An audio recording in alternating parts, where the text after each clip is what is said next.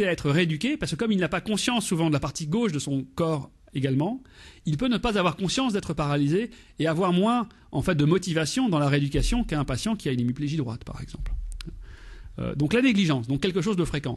Et ce qui est surprenant dans la négligence, pour l'histoire qui nous occupe aujourd'hui, c'est que voilà une IRM typique qui montre la lésion d'un patient qui a une négligence. Eh bien, lorsqu'on a une négligence, la lésion, en général, touche une structure qu'on appelle le lobe pariétal, et notamment, donc dans l'hémisphère droit, c'est croisé là aussi, le lobe pariétal, notamment les régions inférieures du lobe pariétal droit. Il y a eu des études plus récentes qui viennent enrichir cette question du corrélat anatomique de la négligence. Je ne vais pas rentrer là-dedans, sauf si vous avez des questions.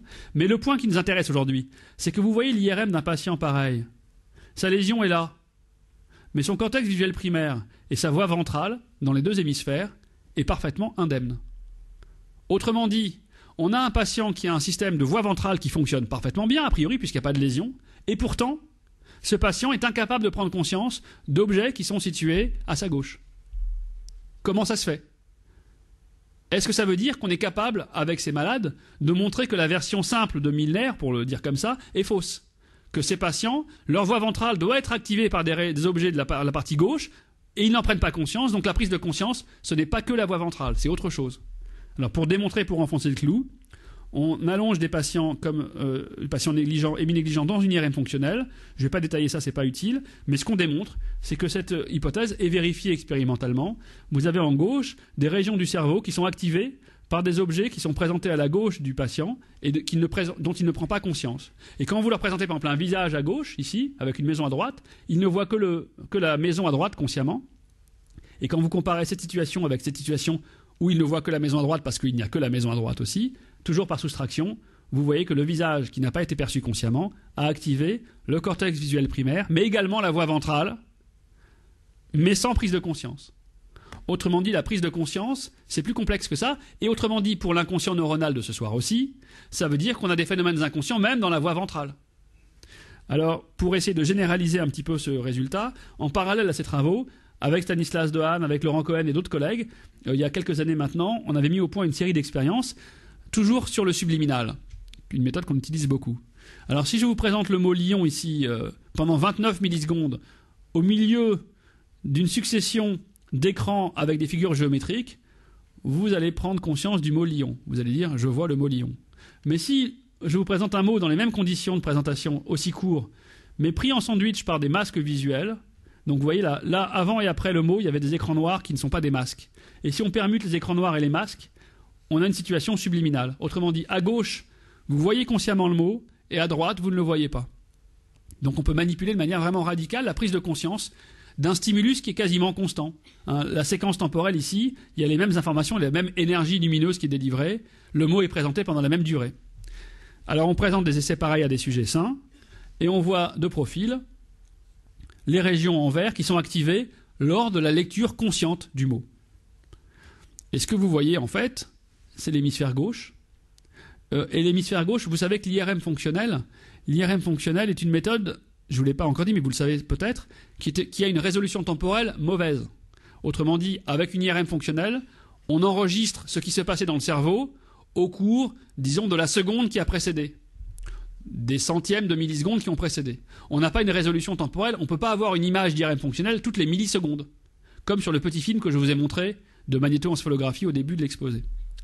Donc autrement dit, pour ceux d'entre vous qui aiment les mathématiques, quand vous voyez cette carte d'activation en IRM fonctionnelle, il faut comprendre que c'est quelque chose qui varie comme l'intégrale temporelle du film. Imaginez que le film, on le laisse et qui s'ajoute, les régions qui s'activent s'ajoutent les unes par-dessus les autres. Vous allez voir ici les épicentres d'activation, les régions qui ont été les plus activées au cours de la seconde qui vient de s'écouler. Et en fait, quand on dit les choses ainsi, on retombe sur le petit film. Ces régions sont bien les épicentres, le lobe temporal, la région de Broca, les régions pariétales qu'on voyait dans le petit film. Donc ça, pour l'instant, c'est un résultat intéressant, mais absolument classique. C'est un circuit de lecture corticale consciente.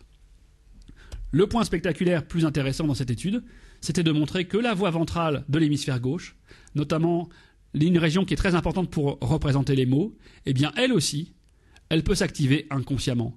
Les mots subliminaux entraînent une activation de cette région, et cette région, on peut le dire, c'est la première région qui joue un rôle intelligent dans la lecture. Par exemple, Stanislas Dehaene, dont je vous ai déjà parlé, a écrit un bouquin que vous connaissez peut-être il y a 2 ans qui s'appelle Les neurones de la lecture, où il parle de ce que c'est que la lecture dans le cerveau. Et cette région qu'on a décrite, en fait, Laurent Cohen, Stanislas et d'autres dans le laboratoire, est vraiment la première porte d'entrée cérébrale dans la lecture.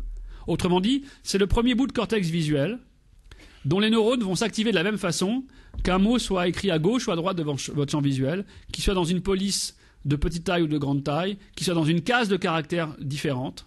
Eh bien, la première étape où toutes ces opérations, disons, de normalisation pour des aspects visuels auront été faites en amont, et vous aurez une réponse de cette région à un aspect que les psychologues de la lecture appellent la forme visuelle du mot. Donc la forme visuelle du mot, donc c'est bien une entrée visuelle, mais où on s'est libéré de toutes les contraintes d'entrée de présentation. Eh bien ça peut se faire inconsciemment. Et dans d'autres études que je ne vais pas vous montrer, avec d'autres collègues comme Raphaël Gaillard et d'autres, on a pu montrer en fait que le traitement inconscient, non seulement il peut être dans la forme visuelle des mots, mais il peut même activer des régions sémantiques, des régions émotionnelles. Il peut y avoir des traitements sémantiques inconscients, aussi bien pour les mots, pour des chiffres, pour beaucoup d'autres classes de stimuli. Donc on a bien aujourd'hui une gamme d'opérations inconscientes qui est extrêmement riche en fait, beaucoup plus qu'on l'imaginait il n'y a pas encore très très très longtemps. Alors pour autant, comment ça se passe alors la conscience? Il faut quand même vous donner un élément qui permet de distinguer, de trouver une limite entre la conscience et l'inconscient. Eh bien on peut prendre cette diapo. Voilà ce qui se passe en fait lors de la perception visuelle, et ce résultat est valable dans beaucoup d'autres modalités sensorielles en fait, même s'il a été moins étudié pour l'instant. En réalité, ça, c'est un cerveau de primate non humain, mais le principe est général chez l'homme aussi. Vous avez en fait, donc c'est l'arrière et l'avant à chaque fois, et là, c'est 3 moments différents. Donc, lorsqu'on perçoit une information visuelle, elle commence par activer le cortex occipital. Chez l'homme, c'est vers 80 millisecondes, comme je vous le disais tout à l'heure. Et puis, en fait, à partir de cette activation, l'information qui rentre par l'arrière, elle va traverser, elle va balayer le cerveau d'arrière vers l'avant en un temps assez rapide. Chez l'homme, cela se passe à peu près en 200-250 millisecondes, et même les régions les plus antérieures du cortex frontal peuvent être traversées et peuvent traiter cette information inconsciemment. Un collègue néerlandais qui s'appelle Victor Lameux, qui est à Amsterdam, a proposé d'appeler ça le feed-forward sweep, le balayage montant de l'arrière vers l'avant. Et tout ça, en fait, peut se passer inconsciemment. Mais à quel moment apparaît la conscience? La prise de conscience est un événement tardif dans la perception, un événement qui survient vers 300 millisecondes chez l'homme à peu près, et qui correspond au moment où il y a en fait pas seulement cette traversée fulgurante qui se passe, mais où il va y avoir un phénomène de communication à longue distance dans le cerveau. Donc des régions distantes du cerveau, notamment des régions du cortex préfrontal, du cortex pariétal, mais d'autres également, vont commencer à échanger entre elles une information. Et on appelle ça, dans un modèle théorique qu'on a développé, Stanislas Dehaene, Jean-Pierre Changeux, moi et d'autres collègues, le modèle de l'espace de travail global conscient. Eh bien, ce qui se passe, c'est qu'une information qui est localisée dans une région ou dans un réseau cérébral va être mise à disposition, va être broadcastée, va être diffusée dans un réseau assez large, et que la prise de conscience, selon notre modèle, le postulat fort, c'est de dire la prise de conscience, c'est, d'un point de vue neurophysiologique, l'accès d'une représentation à ce réseau global, à ce réseau étendu. Alors comment est-ce qu'on peut essayer d'avancer un petit peu avant de passer aux questions? Vous avez sur cette diapo d'un article un peu de synthèse qui est déjà vieux puisque c'était en 2006. On avait représenté un peu comme des explorateurs les différentes régions du cortex, on plantait des petits drapeaux. Quelles sont les régions qui peuvent traiter d'informations inconsciemment? Et en 2006, on avait déjà plein de régions très différentes. Depuis 2006, on peut planter des nouveaux drapeaux ici, ici, ici et ici. Autrement dit, et c'est un point sur lequel je vais revenir dans un instant, au jour d'aujourd'hui, il n'existe pas une région du cortex, un bout de cortex, qui est la région de la conscience. Il n'y a pas une région de la conscience. Ce qui est intéressant parce que ça ne va pas de soi. Si vous prenez la vigilance, la fonction de la vigilance, est-ce qu'on est éveillé ou endormi, vigilant ou comateux? Eh bien là, il y a un réseau qui a été découvert, notamment par les travaux aussi de Jouvet et d'autres, la réticulée du tronc cérébral. Eh bien, si votre réticulée marche, vous êtes vigilant. Si votre réticulée est détruite, vous ne pouvez pas être vigilant. Donc il y a bien un mécanisme vraiment causal, un réseau de la vigilance, on peut dire. Eh bien, pour la conscience, c'est plus compliqué que ça. Il n'y a pas une région cérébrale propre, spécifique de la conscience. Et d'ailleurs, je vais vous montrer l'argument final que je voudrais donner aujourd'hui. Je reviens sur l'étude des mots. L'étude des mots, donc vous avez ici l'hémisphère gauche de profil. Là, c'est donc des mots subliminaux, l'expérience dont je vous parlais juste avant, en IRM fonctionnel. Là, vous avez en fait ce qui se passe dans cette région de la voie ventrale, à gauche. Et ça, c'est ce qui se passe en IRM fonctionnel lorsque le mot est lu consciemment. Et ici, à